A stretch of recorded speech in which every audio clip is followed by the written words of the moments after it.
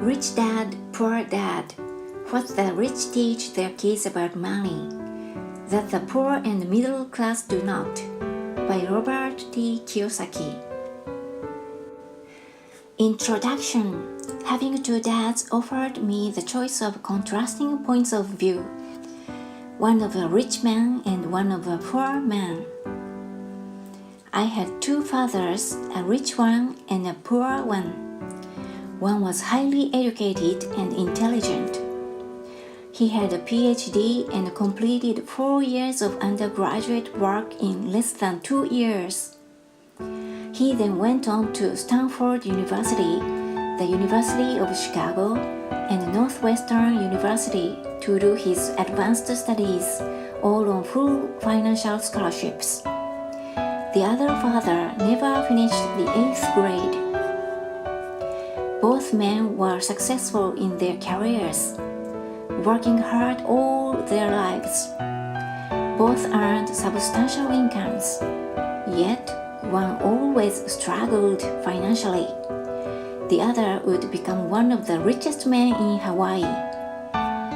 One died leaving tens of millions of dollars to his family, charities, and his church. The other left bills to be paid. Both men were strong, charismatic, and influential. Both men offered me advice, but they did not advise the same things. Both men believed strongly in education, but did not recommend the same course of study. If I had had only one dad, I would have had to accept or reject his advice. Having two dads offered me the choice of contrasting points of view, one of a rich man and one of a poor man. Instead of simply accepting or rejecting one or the other, I found myself thinking more, comparing, and then choosing for myself. The problem was that the rich man was not rich yet, and the poor man was not yet poor. Both were just starting out on their careers, and both were struggling with money and families. But they had very different points of view about money. For example, one dad would say, the love of money is the root of all evil. The other said, the lack of money is the root of all evil. As a young boy, having two strong fathers both influencing me was difficult. I wanted to be a good son and listen, but the two fathers did not say the same things. The contrast in their points of view, particularly about money, was so extreme that I grew curious and intrigued. I began to start thinking for long periods of time about what each was saying. Much of my private time was spent reflecting, asking myself questions such as, why does he say that? And then asking the same question of the other dad's statement.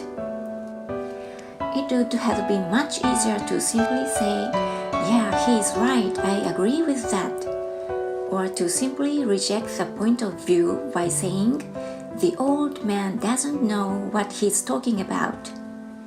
Instead, having two dads whom I loved forced me to think and ultimately choose a way of thinking for myself.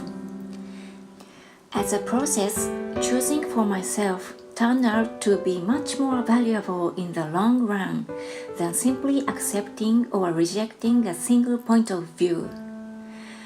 One of the reasons the rich get richer, the poor get poorer, and the middle class struggles in debt is that the subject of money is taught at home, not in school. Most of us learn about money from our parents. So, what can poor parents tell their child about money? They simply say, stay in school and study hard.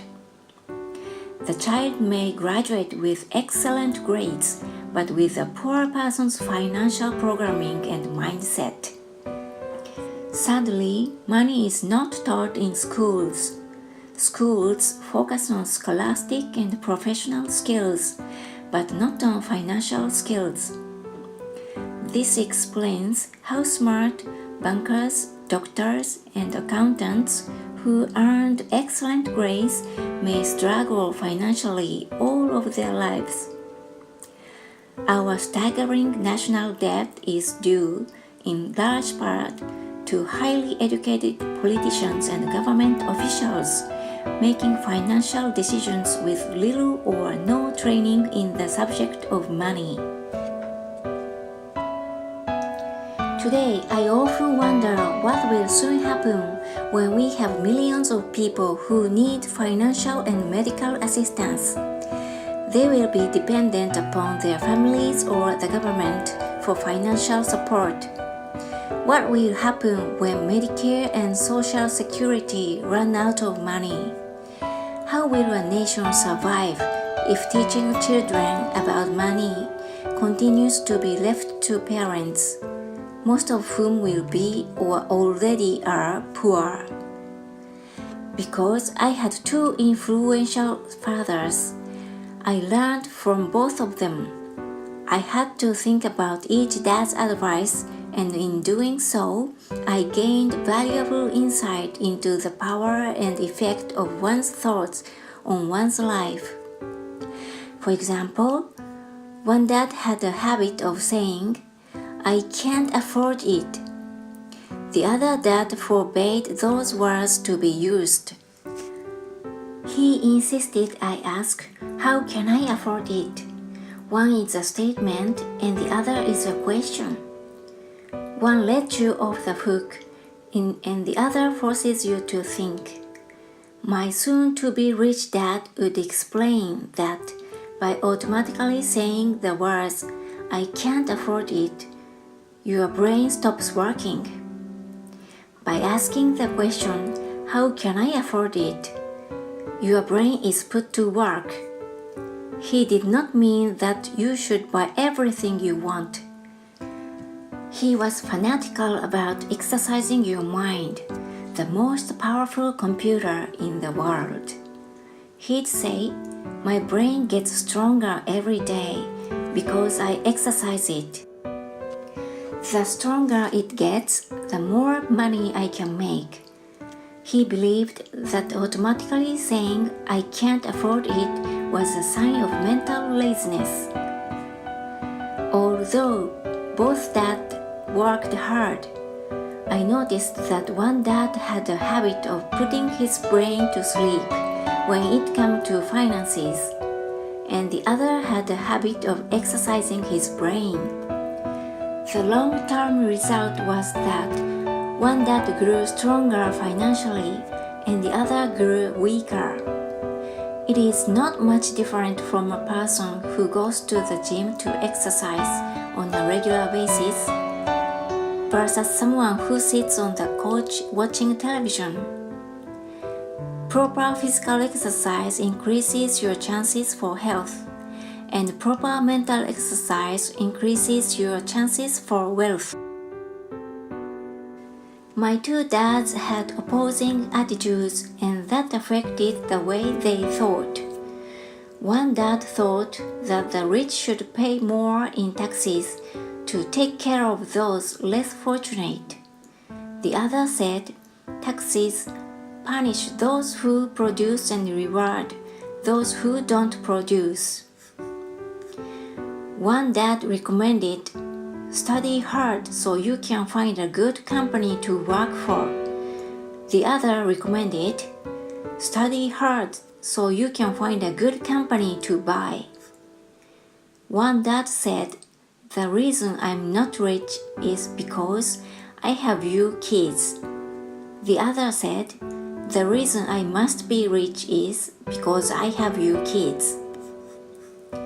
One encouraged talking about money and business at the dinner table, while the other forbade the subject of money to be discussed over a meal.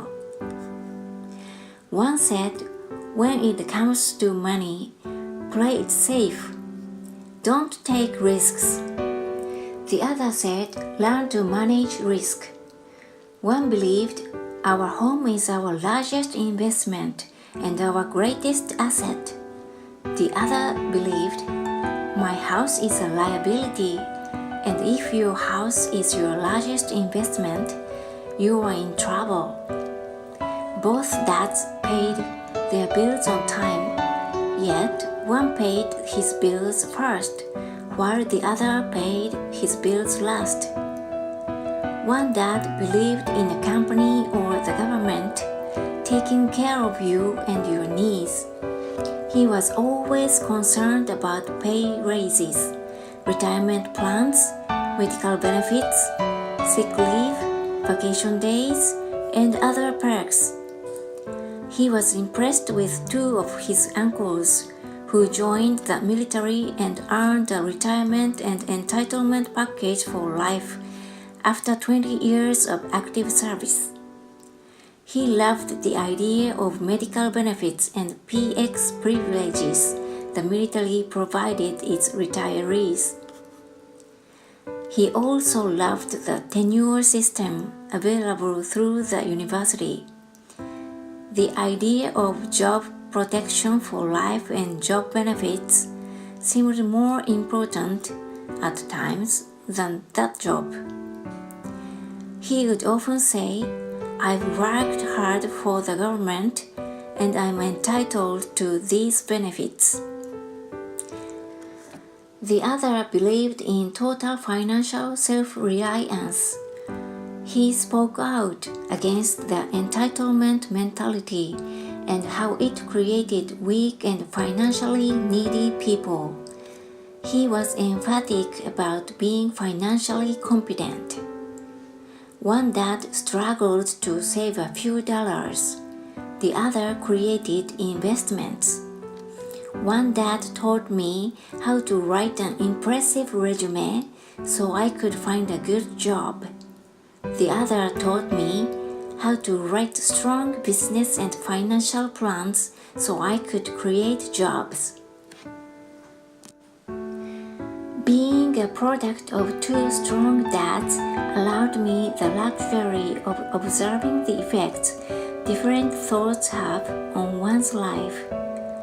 I noticed that people really do shape their lives through their thoughts.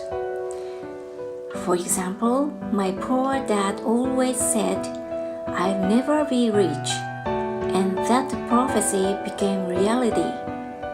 My rich dad, on the other hand, always referred to himself as rich. He would say things like, I'm a rich man, and rich people don't do this. Even when he was flat broke after a major financial setback, he continued to refer to himself as a rich man. He would cover himself by saying, there is a difference between being poor and being broke. Broke is temporary. Poor is eternal. My poor dad would say, I'm not interested in money, or money doesn't matter. My rich dad always said, money is power. The power of our thoughts may never be measured or appreciated, but it became obvious to me as a young boy that it was important to be aware of my thoughts and how I expressed myself. I noticed that my poor dad was poor, not because of the amount of money he earned, which was significant, but because of his thoughts and actions. As a young boy having two fathers, I became acutely aware of being careful about which thoughts I chose to adopt as my own. Should I listen to my rich dad or to my poor dad? Although both men had tremendous respect for education and learning, they disagreed about what they thought was important to learn. One wanted me to study hard, earn a degree, and get a good job to earn money. He wanted me to study to become a professional an attorney or an accountant and to go to business school for my MBA. The other encouraged me to study to be rich, to understand how money works, and to learn how to have it work for me. I don't work for money, were words he would repeat over and over. Money works for me. At the age of 9, I decided to listen to and learn from my rich dad about money. In doing so, I chose not to listen to my poor dad, even though he was the one with all the college degrees. A lesson from Robert Frost. Robert Frost is my favorite poet. Although I love many of his poems, my favorite is The Road Not Taken. I use its lesson almost daily. The road not taken. 2 roads diverged in a yellow wood, and sorry I could not travel both. And be one traveler, long I stood, and looked down one as far as I could, to where it bent in the undergrowth. Then took the other as just as fair, and having perhaps the better claim, because it was grassy and wanted wear, though as for that the passing there had worn them really about the same, and both that morning equally lay in leaves no step had trodden black. Oh, I kept the first for another day, yet knowing how way least want to weigh, I doubted if I should ever come back. I shall be telling this with a sigh, somewhere ages and ages hence. 2 roads diverged in a wood, and I took the one less traveled by, and that has made all the difference. And that has made all the difference. Over the years, I have often reflected upon Robert Frost's poem. Choosing not to listen to my highly educated dad's advice and attitude about money was a painful decision, but it was a decision that shaped the rest of my life. Once I made up my mind about whom to listen to, my education about money began. My rich dad taught me over a period of 30 years until I was 39 years old. He stopped once he realized that I knew and fully understood what he had been trying to drum into my often thick skull. Money is one form of power, but what is more powerful is financial education. Money comes and goes, but if you have the education about how money works, you gain power over it and can begin building wealth. The reason positive thinking alone does not work is because most people went to school and never learned how money works, so they spend their lives working for money. Because I was only 9 years old when I started, the lessons my rich dad taught me were simple.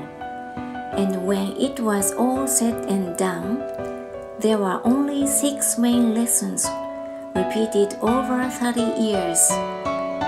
This book is about those 6 lessons, put as simply as possible, just as simply as my rich dad put forth those lessons to me. The lessons are meant not to be answers, but guideposts that will assist you and your children to grow wealthier, no matter what happens in a world of increasing change and uncertainty. If you like this video, give me a thumbs up and subscribe. Thank you!